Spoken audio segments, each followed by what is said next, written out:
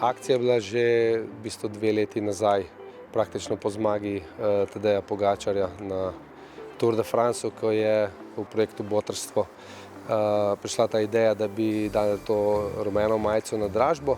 Želja Tadejeva je bila, da se del teh sredstev nameni za nakup koles za najmlajše selekcije kolesarskih klubov slovenskih in po nekem dolgem času, bom rekel, zdaj to končno uspelo nam dobiti.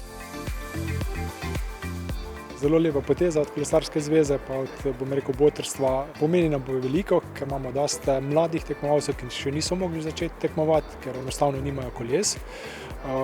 In ja, čakajo na kolesa, smo veseli, zato smo prav z veseljem prišli po kolesa.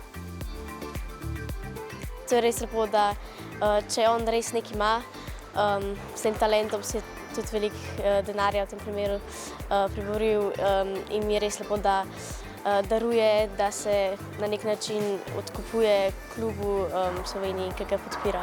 Zelo mi pomeni, tudi zaradi tega, ker je Pogačar in bom zdaj probal doseči boljše rezultate.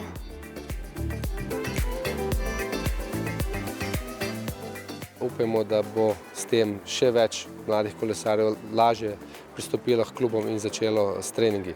Tako da v tej priložnosti bi se res zahvalil Tadeju Pogačarju, ki je v bistvu prvi in glavni zadolžen za to, da se je danes to zgodilo, in upajmo, da bo kakšen izmed njih tudi naslednik njegov.